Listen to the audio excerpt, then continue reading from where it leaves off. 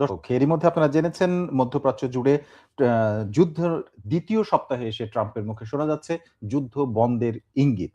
আ Iran কি তাহলে টিকে থাকার চ্যালেঞ্জের মুখে এই মুহূর্তে? আর খামেনির পুত্র মুজতবা খামেনি তিনি অস্তিত্ব রক্ষার লড়াইয়ে পড়েছেন কিনা? বা তিনি আসলে যুদ্ধটাকে নিয়ে কি ভাবছেন দায়িত্বে আসার পরপরই? এদিকে গুঞ্জন ছড়িয়ে পড়েছে আ বেনিয়ামিন নেতানিয়াহুর অনুপস্থিতি ঘিরে। একদিকে ভারত ইসরায়েলের সঙ্গে হাত মেলাচ্ছে। আবার অন্যদিকে রাশিয়ার প্রেসিডেন্ট ভ্লাদিমির পুতিন এবং ট্রাম্পের ফোনালাপের খবর এসেছে। তাতে আসলে কোন বিষয়গুলো আলাপ হলো এবং এই ফোনালাপ কিসের ইঙ্গিত বহন করছে? এসব নিয়ে আমাদের আজকের আলোচনা ট্রাম্পের মুখে কেন যুদ্ধ বন্ধের কথা।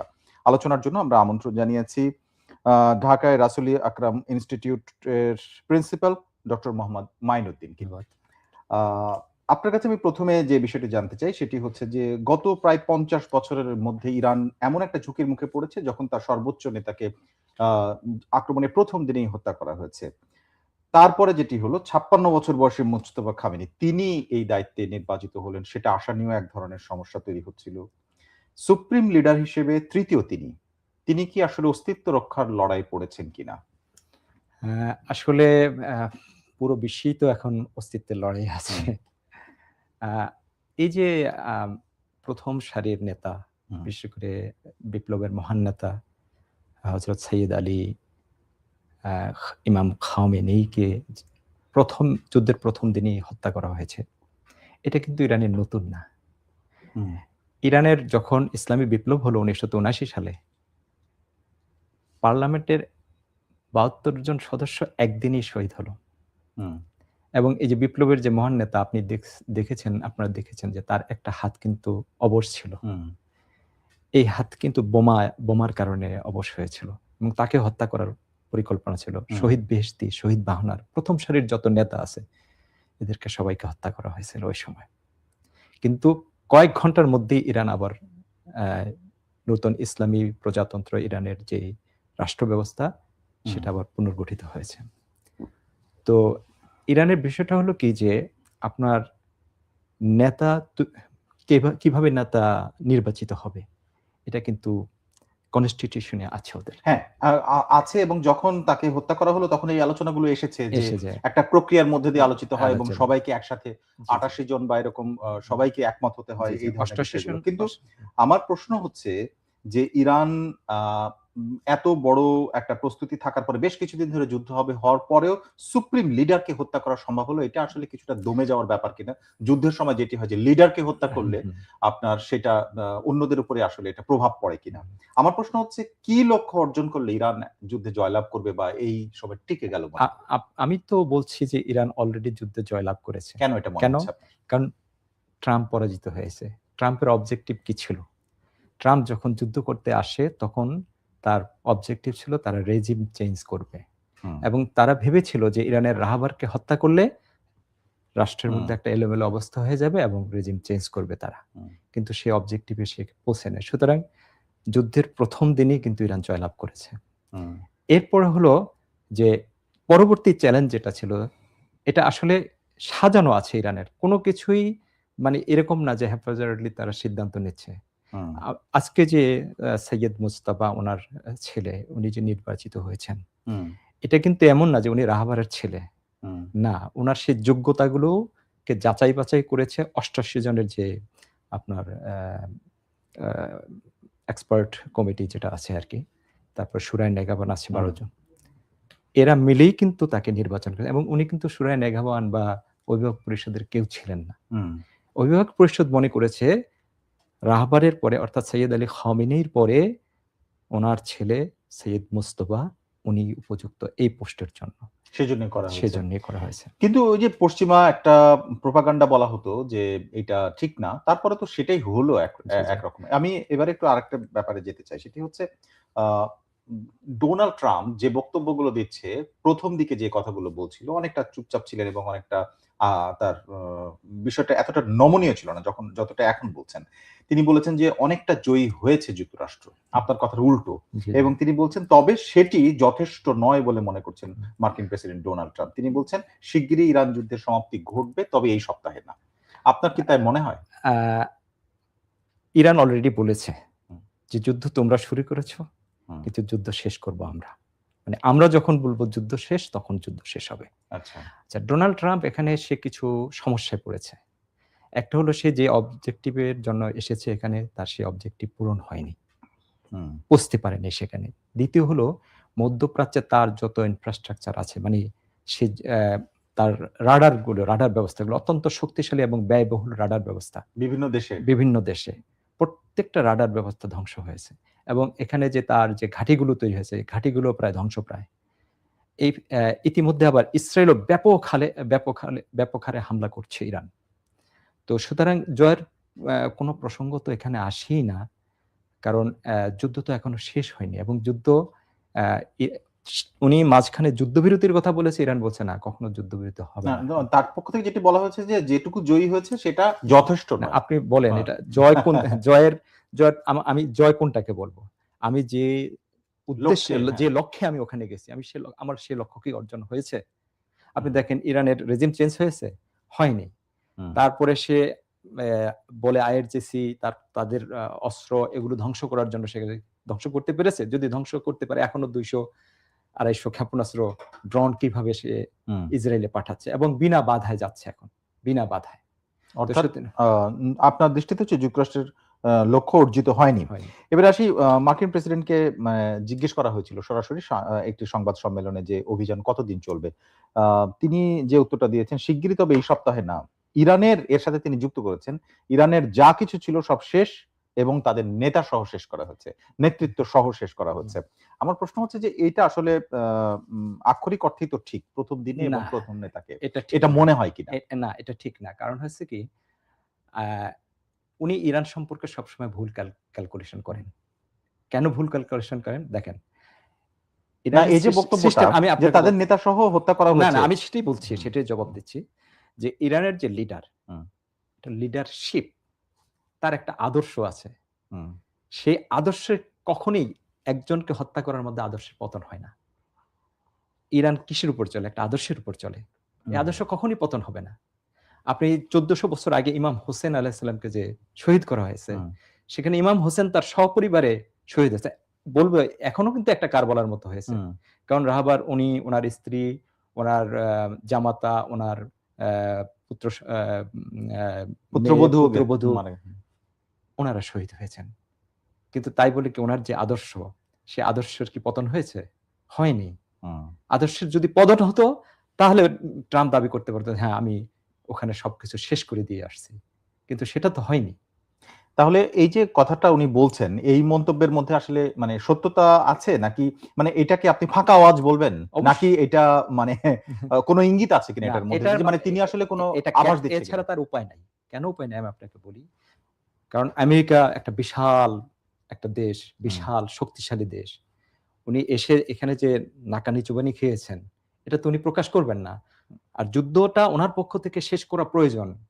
হুম, কেন প্রয়োজন? তার সবকিছু ধ্বংস হয়ে যাচ্ছে। তার অর্থনীতির উপর চাপ পড়ছে। তার তারপরে তার রসদের শর্টেজ দেখা গেছে হুম, এখানে মধ্যপ্রাচ্যে। যার জন্য উনি চাইবেন যে যুদ্ধটা যুদ্ধটা যত তাড়াতাড়ি বন্ধ হয়।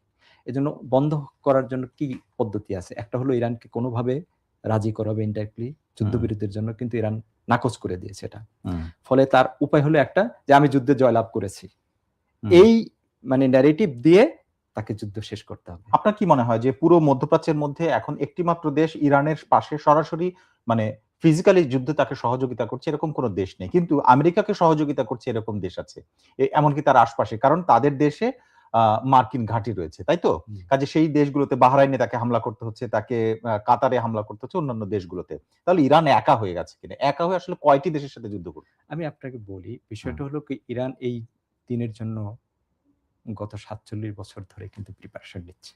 হুম, এবং এরকম একটা পরিস্থিতি আসবে সেজন্য কিন্তু সে তার সমস্ত অস্ত্র-শস্ত্র গভীর মাটির নিচে কিন্তু সে টানেল করে সেখানে রেখেছে।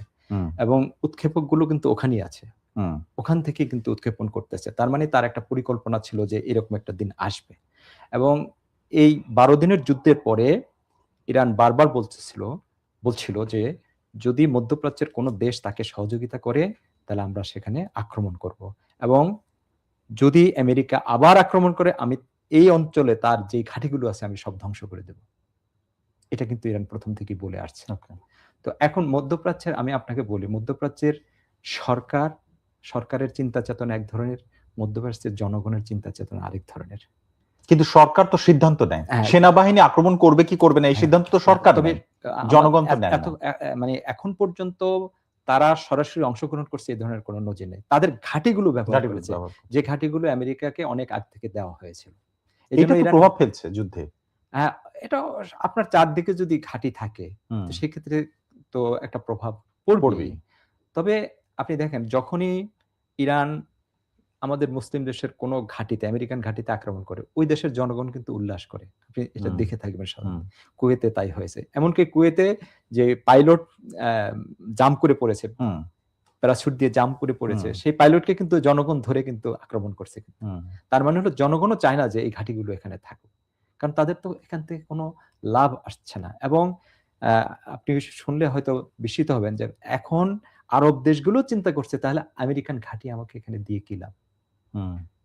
তারাও এটা চিন্তা, তার দেশের আসলে হ্যাঁ, স্বার্থটা কি? আসলে মূল বিষয় ছিল আসলে এখানে, স্বার্থটা কি? কেন দিয়েছিল? না, এতগুলো দেশ, হ্যাঁ, এতগুলো দেশ এবং দেশ। এতগুলো তারা ভেবেছে যে আমেরিকা তাদেরকে মানে এই সময়ে এসে সাহায্য করবে। হুম, কিন্তু এই সময় এসে আমেরিকা এখন করছে কি জানেন? আমেরিকার যে রসদ নিয়ে আসছিল, সেই হুম, রসদগুলো প্রায় শেষ। তারা এই সকল জায়গা থেকে কিন্তু তার সামরিক রসদ নিচ্ছে কিন্তু, যেগুলো হুম। রেখেছে। এমনকি দক্ষিণ কোরিয়া থেকেও সে নিচ্ছে। আচ্ছা, কারণ আমেরিকা থেকে তার আসতে কমপক্ষে ১ মাস লাগবে। সময় লাগবে। সময় লাগবে। যার জন্য ওই যে আপনি প্রশ্ন করেছেন কেন ট্রাম্প যুদ্ধটা শেষ করতে হুম। চায়? মূল কারণ কিন্তু এখানেই। যে তার রসদ শেষ হয়ে আসছে এবং সে পারছে না এখন। ট্রাম্প একা যুদ্ধ করছে না। বেনিয়ামিন নেতানিয়াহু তার মিত্র দেশ এবং ইসরায়েলের অনেক বড় স্বার্থ, অনেক আলোচনা রয়েছে। আচ্ছা। আ বেনিয়ামিন নেতানিয়াহুকে কয়েকদিন দেখা যায়নি এবং একটা গুঞ্জন তৈরি হয়েছে। সেটা নিয়ে অনেকগুলো সংবাদ হয়েছে। কেন তিনি সামনে আসছেন না? কেন তার বক্তব্যগুলো প্রতিদিনই কিছু, কিছু লাইভ ছিল, কিছু, কিছু ছবিতে সরাসরি কথা বলেছে। সেগুলো গত কয়েকদিনে দেখা যায়নি। শেষ সময় একটা টুইট করেছেন আজকে। আমার প্রশ্ন হচ্ছে যে এই গুজবগুলো ছড়ানো এটারও কিছু বাস্তবতা রয়েছে কিনা? এবং তাকে মানে তিনি আক্রমণের কেন্দ্র হতে পারেন, ইরানের সেই রকম টার্গেট আছে কিনা? নাকি না, ইরান এগুলো নিয়ে ভাবে না? না, স্বাভাবিক। আপনার যখন ইরানের সর্বোচ্চ নেতাকে হুম, টার্গেট করেছে, ইরানও টার্গেট করবে। তো সেই হিসাবে এক ও নেতানিয়াহুর বাসায় কিন্তু আক্রমণ করা হয়েছিল। এবং সেখানে উনি আহত বা নিহত হতে পারেন, এরকম একটা ধারণা থাকতেই পারে। জি। তো এর মধ্যে বিষয়টা এই গুজব বলেন বা সত্য বলেন, এটা মানে প্রপাগেটেড হওয়ার কারণ ছিল যে উনার ডিসঅ্যাপিয়ারেন্স। হুম, গত ৬-৭ দিন ধরে কিন্তু উনাকে দেখা হুম, যায়নি। হয়তো উনি আহত হয়েছেন অথবা নিহত হয়েছেন। এই ধারণা থেকে বলা হুম। হচ্ছে। তো তাসনিম নিউজের বরাত দেওয়া হচ্ছে জি, আরকি। আমি আজকে চেক করলাম তাসনিম নিউজে। তো তাসনিম যে নিউজ এইভাবে বলছেন আরকি যে উনি আহত বা নিহত হয়ে থাকতে পারেন আরকি। থাকতে পারেন। থাকতে কিন্তু মানে পারেন। নিশ্চয়তা না, দেননি। নিশ্চয়তা দেননি। কারণ এটা ইসরায়েল ডিক্লেয়ার না করা পর্যন্ত তো নিশ্চয়তা দেওয়া যাচ্ছে না আরকি। এবার আসি ভারতের প্রসঙ্গে যে ইসরায়েলের সঙ্গে তাদের এতটা বন্ধুত্ব ছিল না যতটা ঠিক এই যুদ্ধের আগে, আগে দেখা গেল। জি। এর আগে এভাবে দেখা যায়নি। ঠিক ২৮ তারিখে আক্রমণ হয়েছে। তার দুদিন আগে তিনি ইসরায়েলে গেলেন এবং করমর্দন করতে দেখা গেল নরেন্দ্র মোদিকে এবং তারপরেই আক্রমণ হলো। এইটা আসলে কোন ইঙ্গিত দেয় কিনা? আপনার কাছে মনে হয় কিনা যে এইটা মধ্যে কোন মানে অর্থবহ বিষয়টি? অ্যা ভারতের বর্তমান সরকারের সাথে ইসরায়েলের একটা গভীর সম্পর্ক আছে। বিশেষ করে নেতানিয়াহুর সাথে। হতে পারে এটা। কিন্তু আ এটা ইরানের জন্য খুব সিগনিফিক্যান্ট না, ইম্পোর্টেন্ট না আরকি। আচ্ছা। তো আ আর ভারত, আপনার ভারতের যে রাজনীতিবিদ, তারাও কিন্তু এটা সমালোচনা করছে। ভারত কিন্তু একটা সেকুলার দেশ হিসেবে পরিচিত ছিল। হুম, এখন দেখা যাচ্ছে যে যেখানে মুসলিমরা আক্রান্ত হচ্ছে, সেখানে ভারত, মানে বর্তমান সরকার, সেটা উল্লাস প্রকাশ করতেছে। হুম, তো এটা ছিল না কিন্তু। তো আ এটা আপনি যেটা প্রশ্ন করেছেন যে অ্যা যুদ্ধের ২ দিন আগে নেতানিয়াহুর হুম। সাথে সাক্ষাৎ, এটা একটা বিষয় থাকতে পারে তাদের মধ্যে। শুধু তাই না ৪ তারিখ ২৮ তারিখে ২৮শে ফেব্রুয়ারিতে যুদ্ধ শুরু হলো মানে এটি এবং মার্চের ৪ তারিখে সে যুদ্ধজাহাজ আইআরআইএস যেটা জি। দিনার ভারত মহাসাগরের হুম, আন্তর্জাতিক জলসীমার মধ্যে আক্রমণের শিকার হলো এবং এটি আসলে ইরান থেকে এসেছিল একটি উম নৌ মহড়ায় অংশ নিতে। যেটা খুব স্বাভাবিক। এটা এরকম অনেক সময় হয়ে থাকে। জি। সেইরকম একটি যুদ্ধজাহাজ ডুবিয়ে দেওয়া হলো এবং এতে ১০৪ জন ক্রু নিহত হলেন। এটা তো হুম, অনেক বড় একটি বড় ঘটনা। একটা। কিন্তু এতগুলো ঘটনার পরে কখনো ভারত থেকে নিন্দা জানানো বা শোক জানানো কোনো কিছুই করা হয়নি। এমনকি সর্বোচ্চ ইরানের সর্বোচ্চ নেতাকে যখন হত্যা করা হলো তারপরে শোক জানানো হয়নি, এটা কিছুটা স্পষ্ট হয় কিনা আরো? হ্যাঁ, এখানে বিষয়টাকে আমি বলছি যে জাহাজটা মানে ইয়ে হলো আরকি, ধ্বংস হলো, ডুবে গেল। এই জাহাজটা কিন্তু ইন্ডিয়ার আমন্ত্রণে এসেছিল। জি। অতিথি। হুম। তারা কিন্তু ইন্ডিয়ার অতিথি। জি। তো এখন অনেকেই বলছেন আরকি যে যথাযথ আতিথেয়তা ইন্ডিয়া এখানে করেনি। যে এই জাহাজটা কিন্তু নিরস্ত্র ছিল কিন্তু। হুম। এবং জাহাজটা যখন ফিরে যাচ্ছিল তখন কিন্তু এই আক্রমণটা করা হয়েছে। করেছে। তো এটা নিয়ে ইরান অনেক অসন্তুষ্ট এবং এটার একটা আফটার ম্যাথ হয়তো থাকতে পারে আরকি। একটা আফটার ম্যাথ থাকতে পারে এবং ভারতের সাথে ইরানের সম্পর্কে প্রভাব ফেলতে পারে এটা। নেতানিয়াহুর কথাটা যেমন আমরা শুনলাম যে খুব একটা নিশ্চয়তা নাই। কিন্তু মার্কিন একটা স্পষ্ট বার্তা ছিল। আপনার ঠিক নিশ্চয়ই মনে থাকার কথা, কয়েকদিন আগে বলেছিলেন যে এই পদে অর্থাৎ সর্বোচ্চ নেতৃত্বের পদে আ আয়াতুল্লাহ আলী খামেনিকে হত্যা করা হয়েছে। এই পদে যাকেই নিয়োগ দেওয়া হোক তখনও নিয়োগ দেওয়া হয়নি। এই সময় তিনি বলেছিলেন যে ওয়াশিংটনের অনুমোদন ছাড়া যদি কাউকে নিয়োগ দেওয়া হয়, এটি তো রেজিম চেঞ্জের, যে তার নিয়ন্ত্রিত কাউকে যদি নিয়োগ না দেওয়া হয় তাহলে সে টিকবে না। এটা খুবই অর্থাৎ তাকে হত্যা করা হবে এটা এক কথায়। এটা খুবই হাস্যকর ব্যাপার। ইরান এমন একটা দেশ নয় যে অন্য দেশের চাপিয়ে দেওয়া সিদ্ধান্তের উপরে সে সিদ্ধান্ত নেবে। ইরান সেই দেশ না। এবং কিন্তু বাধ্য হলো যুদ্ধ, তারপরে এত বিগ্রহ, হ্যাঁ, এতগুলো আক্রমণ হচ্ছে, এতগুলো সেনাঘাঁটি মোকাবেলা করতে হচ্ছে। সেই ক্ষেত্রে না সেটা তো করবেই ইরান। সেটার জন্য ইরান প্রস্তুত। কারণ আমি আপনাকে বলি, ইরানি জাতির একটা ঐতিহ্য আছে হুম, এবং ৫,০০০ বছরের একটা ঐতিহ্য ইরানি জাতির। এরা বীর যোদ্ধা জাতি। এরা আত্মসম্মান মানে মৃত্যু বরণ করবে কিন্তু আত্মসম্মান বিসর্জন দিবে না। এই ইগোটা তাদের আছে। এবং এই আত্মসম্মান বোধের কারণেই কিন্তু তারা সমস্ত ক্ষয়ক্ষতি মেনে নিয়েও যুদ্ধ চালিয়ে যাবে তারা। এবং তাদের হুম। অবজেক্টিভটি কি আমি আপনাদেরকে বলি। তাদের অবজেক্টিভ হলো মধ্যপ্রাচ্য থেকে আমেরিকাকে চলে যেতে হবে। দ্বিতীয় হলো ইসরায়েল নামক কোন দেশ থাকবে না। কিন্তু ইসরায়েলরা তো আরো বৃহত্তর ইসরায়েলের কথা ভাবছে। মানে তারা হ্যাঁ, চাওয়াটা উল্টো, চাওয়াটা ফার্সিতে একদম একটা কথা আছে। জি। খস্তানকে কারদান নিস্ত। মানে এটার অর্থ মানে যেটা চাওয়া মানেই করা না। আচ্ছা। চাওয়া মানেই করা না। তো সে চাইতে পারে কিন্তু হুম, সেটা কি তার পক্ষে সম্ভব আদৌ?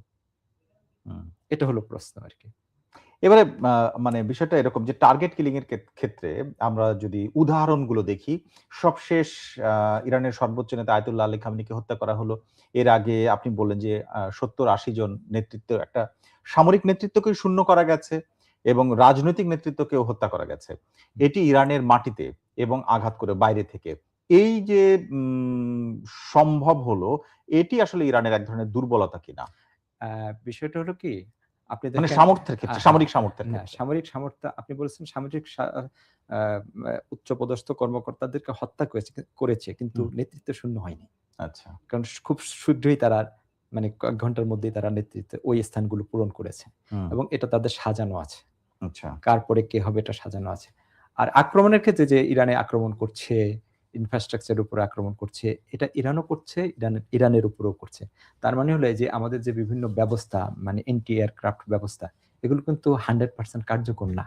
হুম, ইরানেরটাও 100% কার্যকর না। হুম, ইরান অনেকগুলোকে ভূপাতিত করছে। কিন্তু হুম। কিছু এসে তো পড়ছে আরকি। মুজতবা খামেনির প্রসঙ্গে আসি। তার ব্যাপারে একটি আলোচনা ছিল যে তিনি কেবলমাত্র আয়াতুল্লাহ আলী খামেনির সন্তান জন্যই না, অন্যান্য যোগ্যতা এই সমস্ত আলোচনা হয়। কিন্তু তার তো বাবা। তাকে হত্যা করা হয়েছে। তার পরিবারের অনেককে হত্যা করা হয়েছে এবং দেশের নেতৃত্ব এখন তার হাতে। এবং যুদ্ধাবস্থার মধ্যে আপনার কাছে মনে হয় কিনা যে দেশের স্বার্থ যুদ্ধের বাইরেও পিতৃহত্যার মানে প্রতিশোধ পরায়ণ হয়ে উঠবেন কিনা তিনি? আমি একটা উদাহরণ আপনাকে বলি। আবদেয়াত ছিল মক্কার কাফেরদের মধ্যে শ্রেষ্ঠ বীর। আচ্ছা। অত্যন্ত শক্তিশালী ছিল। হুম, হযরত আলী আলাইহিস সালাম একা যেয়ে তাকে হত্যা করেছে। মানে হুম, তাকে ধরাশায়ী করার পরে তার যখন মাথা কাটবে, তখন হযরত আলীকে সে থুতু দিয়েছিল। আচ্ছা। হযরত আলী তাকে ছেড়ে দিলেন। হুম, ছেড়ে দিয়ে তিনি পায়চারি করে তারপরে এসে হত্যা করলেন। তারপরে তাকে জিজ্ঞাসা করেছে, "তুমি কেন ছেড়ে দিয়েছিলা?" হুম, বলছে, "যখন সে আমাকে থুতু দিয়েছে তখন আমার রাগ হয়েছে। আর আমি যদি ওই সময় তাকে হত্যা করতাম, তাহলে এটা আমার জন্য হত্যা করা হইতো।" হুম। ব্যক্তিগত রাগের এরা কারণে। হলো তার অনুসারী। আচ্ছা। তারই বংশধর কিন্তু এই আলীর বংশধরই কিন্তু এরা। হুম, শুধু তাদের চরিত্র এটা আছে। তারা কোনদিন পিতৃহত্যা না, বরং দেশ এবং ধর্ম, এই দুইটাকে নিয়ে তারা ভাবে, নিজের জন্য কিছু না। ওকে। অর্থাৎ মানে নীতিগত জায়গা, নীতিগত জায়গার কথা নীতিগত আপনি জায়গা। বলছেন। এবারে একটু আসি টেকনিক্যাল জায়গায়। সেটা হচ্ছে হুরমুজ প্রণালী বন্ধের হুমকি সবসময় ইরানে বা মধ্যপ্রাচ্যের কোনো কিছু হলে হুরমুজ প্রণালী বন্ধের হুমকি দেয়া হয় এবং বন্ধ করাও হয় বা যাতায়াত করার মানে তেল যখন মানে রপ্তানির বন্ধ করা হয়, তখন যারা এই সমস্যার মধ্যে পড়েন তাদের মধ্যে আমাদের দেশ একটি, আমাদের তাদের দেশে মধ্যে এশিয়ার বেশ কয়েকটি দেশ রয়েছে। দেশ আছে। আপনার মনে হয় কিনা যে এই হুমকির এই সংকটের মুখে আমরা পড়তে যাচ্ছি? আহ, নাকি আমি পড়ে গেছি? হ্যাঁ, না হ্যাঁ, পড়েছিলাম আমরা। কিন্তু খুশির বিষয় হলো আ বাংলাদেশ হুম, সরকার ইতিমধ্যে ঘোষণা করেছে আমাদের এপ্রিল পর্যন্ত আমাদের রিজার্ভ আছে। হুম, এবং আজকে আমি একটা সংবাদ দেখলাম জি, যে বাংলাদেশকে বাংলাদেশের জাহাজ চলাচলে কোনো বাধা দিবে না এরা। হুম। সুতরাং আমরা ম কিছুটা হলেও আমরা ছাড় পাবো আরকি এখানে। কারণ ইরানের সাথে বাংলাদেশের একটা গভীর সম্পর্ক আছে সবসময়ই আরকি। এই নিয়ন্ত্রণের ক্ষেত্রে ইরানের একচ্ছত্র আসলে ইচ্ছাটাই প্রতিফলিত হয় কিনা হ্যাঁ, হরমুজ অবশ্যই। প্রণালীর কারণ ক্ষেত্রে? এখন ইরান ছাড়া তো ওখানে কেউ নাই। হুম, এখন ইরানের হাতে নিয়ন্ত্রিত হচ্ছে এটা। আপনি যদি হরমুজ প্রণালীর ইয়েটা দেখেন যে জি, ইরানের ভূমিটা ওদিকে ঢুকে আছে হুম। এবং সব দিকেই কিন্তু ইরান নিয়ন্ত্রণ করতে কিন্তু পারতেছে। আপনি তো এই সংবাদটা নিশ্চয়ই দেখেছেন যে ট্রাম্পের একটা হুঁশিয়ারি যে তিনি এই হরমুজ প্রণালীর নিয়ন্ত্রণটা নিতে চান বা ইচ্ছা পোষণ করেন বা ভাবছেন এই হুম, বিষয়টি হুম। নিয়ে এরকম একটি সংবাদও আসছে। এটা আসলে টেকনিক্যালি মানে পরিস্থিতিটা এই মুহূর্ত পর্যন্ত ইরানের নিয়ন্ত্রণে কিন্তু এটাও সম্ভব কিনা কোনোভাবে? আপাতত সম্ভব মনে হচ্ছে না আরকি। কারণ আপাতত আমেরিকাকে আবার প্রস্তুতি নেওয়ার জন্য অনেক সময় লাগবে। অনেক আচ্ছা। সময় লাগবে। যেমন ৩০ বছর ধরেই কিন্তু আমেরিকা এই ঘাঁটিগুলো তৈরি করেছে এটা নিয়ন্ত্রণ করার জন্য। হুম, হ্যাঁ, এটা আমেরিকার কনসার্ন ছিল। হুম, আর ইরানও এটাকেই তার অস্ত্র হিসেবে ব্যবহার করবে এটাই স্বাভাবিক। কারণ তার উম মানে গ্রিপের মধ্যে ছিল এটা। হুম।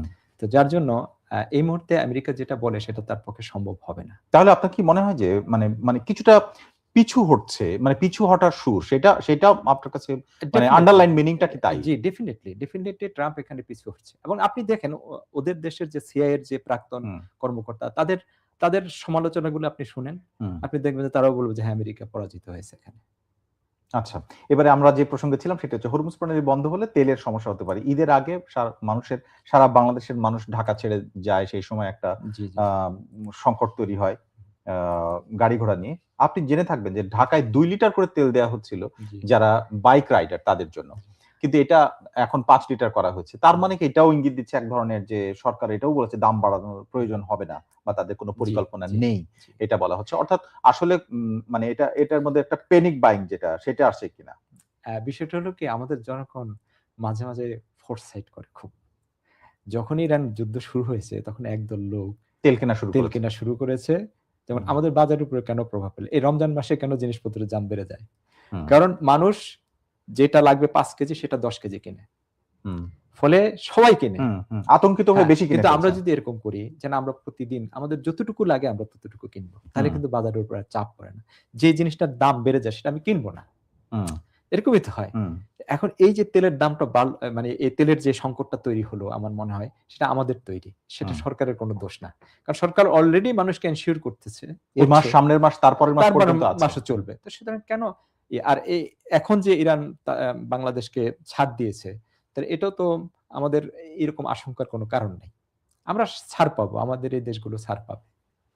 এখন আমাদের দেশের সাথে যে জায়গায় সমস্যা হচ্ছে, একটা হচ্ছে তেল নিয়ে একটা আমি এটাকে কি বলবো? সংকট না, অস্থিরতা তো একটা তৈরি হচ্ছে। এক অস্থিরতা। ধরনের হুম, অস্থিরতা তৈরি হচ্ছে। অস্থিরতা। এইটার সমস্যা এক ধরনের, আরেকটি হচ্ছে মধ্যপ্রাচ্যের অনেক দেশে বাংলাদেশের অনেক বাঙালি হুম, আম মানে শ্রমিক কাজ করেন। তারা দীর্ঘ সময় হুম। থাকেন।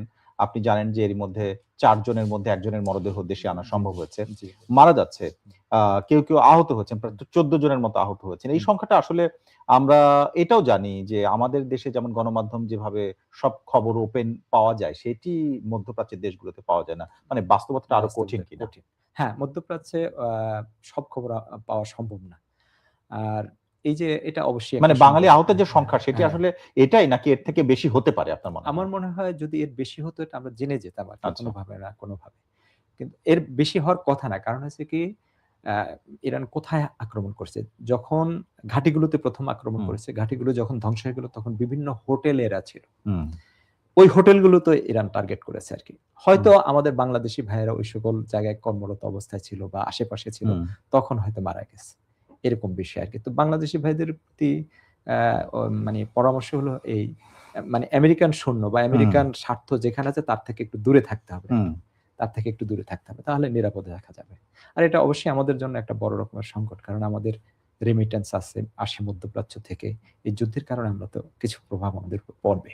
একটা হচ্ছে রেমিটেন্সের প্রভাব, আর একটা হচ্ছে আমি ইরানের দিক থেকে বলি যে হরমুজ প্রণালী বন্ধ করে দিলে যেমন আমাদের কাছে তেল আসে না, তারা তো তেলটা বিক্রিও করতে পারে না। কাজে তাদের দিক থেকে আসলে অর্থনৈতিক ক্ষতির একটা সম্ভাবনা আছে কিনা? তারা তো যুদ্ধ অবস্থায় আছে। এই ক্ষতি তো তাদেরকে মেনে নিতেই হবে। আর তাদের তেল বিক্রি হয় না এরকম না, হয়তো তাদের তেলও বিক্রি হয়। কারণ চীন তো সবসময় প্রয়োজন হয় চীনের। চীন এবং রাশিয়ার জাহাজ এদিক দিয়ে চলাচল করে। এমন লাস্ট একটা ঘোষণা দিয়েছে ইরান, যে সকল দেশে আমেরিকা এবং ইসরায়েলের অ্যাম্বাসেডরকে বের করে দিবে তাদের দেশ থেকে, তারা স্বাধীনভাবে এখানে চলাফেরা করতে পারবে। হয়তো এই সুযোগটা কেউ নিবে, কেউ নিতে পারে। এটা একটা যুদ্ধের কৌশল বলা যেতে পারে। যেমন বিকল্প উৎস খোঁজার কথা বলা হয়েছে বাংলাদেশের পক্ষ থেকে, এবং সেক্ষেত্রে বলা হয়েছে আফ্রিকা এবং যুক্তরাষ্ট্র থেকে তেল আমদানির বিষয়ে তারা কথা বলতে শুরু করেছে, এখনো সিদ্ধান্ত হয়নি। এটি যদি হয়, যারা ইরান থেকে তেল আনতো তারা আফ্রিকার কোনো দেশ এবং যুক্তরাষ্ট্র থেকে একেবারে সরাসরি উল্টো পিঠে যে যদি তেল কেনে, তাহলে সেটি এক ধরনের ক্ষতি কিনা, এমনকি ভারত থেকে কেনার কথা বলা হচ্ছে। হ্যাঁ, সেটা ভারত রাশিয়া থেকে তেল কিনে সেটা হতে পারে। কিন্তু আমাদের আফ্রিকা থেকে বা আমেরিকা থেকে তেল কিনে তো আমাদের কষ্ট অনেক বেড়ে যাবে। বহন খরচের জন্য আপনি বলছেন এটি? যে বহন খরচ আছে, এটার জন্য বেড়ে যাবে। তো আর আমাদের জন্য তো ইরানের পথ বন্ধ হয়নি। ইরানের পথ বন্ধ হয়নি আমাদের জন্য। আমরা যে কোনো জায়গা থেকে তেল আনতে পারবো। আমরা সৌদি আরব থেকেও তেল আনতে পারবো। ওকে। তো সুতরাং আমাদের জন্য এটা বন্ধ হয়নি। আমাদের এটা নিয়ে ভাবার কোনো কারণ নেই আরকি। ওকে, আমরা একেবারে আলোচনা শেষের দিকে এবার একটু আসতে চাই। আমরা আমেরিকা নিয়ে আপনি এক ধরনের প্রেডিকশন বলেছেন, এক ধরনের সম্ভাবনাগুলো বলার চেষ্টা করেছেন। আমি একটু জানতে চাই যে এই যুদ্ধটা তো শুধু আমেরিকার সঙ্গে না, অনেকটাই ইসরায়েলের সঙ্গে এবং বেনিয়ামিন নেতানিয়াহু অনেকটা মরিয়া হয়ে এই বিষয়গুলো দেখছেন। এখন আপনার কি মনে হয়, আমেরিকা অনেক দূরে, তাদেরকে ঘাঁটি হয়ে তারপরে আক্রমণ করতে হচ্ছে, কিন্তু ইসরায়েল তো পাশে। সেই ক্ষেত্রে এই যুদ্ধের পরিণতিটা ইসরায়েলের ক্ষেত্রে কি হবে? এটা জিয়ে থাকবে কিনা? বেশি দিন জিয়ে থাকার সম্ভাবনা নেই। কেন? কারণ ইরান ব্যাপক আক্রমণ করছে এবং যুক্তরাষ্ট্র চলে যাবে, এখান থেকে চলে যেতে বাধ্য হবে। সে চলে গেলে তখন ইসরায়েল একা। কারণ আরব দেশগুলো কিন্তু ইরানে আক্রমণ করবে না তারা। এবং সেই ক্যাপাসিটি তাদের নেই যে ইরানকে আক্রমণ করে টিকে থাকবে। সুতরাং থাকবে একা, ইসরায়েল থাকবে একা। এবং এখানে শুধু ইরান না তো, আপনার যে তার প্রক্সি ইয়েগুলো আছে, হিজবুল্লাহ আছে, হুথি আছে, তারপরে ওদিকে ইরাক থেকে যাচ্ছে। তো সব দিক থেকে কিন্তু সে আক্রমণের সম্মুখীন হবে। সব মিলে আপনি আপনার দীর্ঘদিনে থাকা কঠিন হবে। আপনি এগুলো পর্যবেক্ষণ করেন এবং ইরানে আপনার যাতায়াত আছে, সবকিছু সাধারণ মানুষ এবং সেখানকার বাহিনী, আপনার একটু প্রেডিকশন জানতে চাই যে কতদিনের মধ্যে যুদ্ধটা শেষ হতে পারে এবং এর আসলে পরিণতিটা, মানে ইমিডিয়েট এই যুদ্ধের পরিণতিটা, যেমন 1 বছর আগেও একটা 12 দিনের যুদ্ধ হয়েছে, এটা তো একটা ফেজ। হ্যাঁ, আমি আপনাকে বলি, এই যে 12 দিনের যুদ্ধ অলমোস্ট ইসরায়েল কিন্তু ফিনিশ হয়ে গেছিল কিন্তু। তো তখন আন্তর্জাতিক বিভিন্ন মানে ক্যালকুলেশনের কারণে ইরান যুদ্ধটা বন্ধ করেছে। কিন্তু তখনই কিন্তু ইসরায়েল শেষ হয়ে যাচ্ছিল। এবং যেভাবে এখন আক্রমণ হচ্ছে, তাতে কিন্তু আমার মনে হয় না বেশি দিন টিকে থাকবে ইসরায়েল। বেশি দিন টিকে থাকার সম্ভাবনা। আর এই যুদ্ধের পরিণতিটা কোন দিকে যেতে যাচ্ছে? ফলাফলটা কি আসবে? এই যুদ্ধে যেটা হবে, আমার মনে হয় এখানে ইরানি আপার হ্যান্ড থাকবে এবং তার যে অবজেক্টিভ যে মধ্যপ্রাচ্য থেকে আমেরিকাকে চলে যেতে হবে, এর অল্টারনেটিভ কিন্তু আমেরিকার নেই এখানে। এবং তার যে এলাই, দীর্ঘদিনের এলাই যে ইংল্যান্ড, সেও কিন্তু তাকে সহযোগিতা করছে না। এবং ফ্রান্স মৌখিকভাবে একটা সহযোগিতার মতো এরকম মানে ধরি মাছ না কিন্তু সরাসরি আসেনি। তো সেই ক্ষেত্রে সুতরাং সে কন্টিনিউ করবে না এখানে। আর ইসরায়েল কি হবে আমার মনে হচ্ছে আর কি, এটা মনে হচ্ছে যে ইরান যেহেতু বলছে যে আমরা ইসরায়েলকে শেষ করে দিয়ে আসবো, আমার মনে হয় ফিলিস্তিনিরা যখন ইসরায়েল সরকারের পতন ঘটবে, তখন ফিলিস্তিনিরা তাদের জায়গাগুলো তারা দখল করে নেবে। এটা মানে aftermath of the world আর কি। অনেক ধন্যবাদ আজকে আমাদেরকে সময় দেওয়ার জন্য। Thank you so much. দর্শক, আমাদের সঙ্গে আজকে ছিলেন ঢাকায় অবস্থিত রাসূল আকরাম ইসলামিক ইনস্টিটিউট, যেটি মূলত ইরানের আল মুস্তাফা ইন্টারন্যাশনাল ইউনিভার্সিটির দ্বারা পরিচালিত একটি প্রতিষ্ঠান। এই প্রতিষ্ঠানের প্রিন্সিপাল তিনি ডক্টর মোহাম্মদ মাইনুদ্দিন। মাইনুদ্দিনকে ধন্যবাদ জানিয়ে আজকের মতো শেষ করব।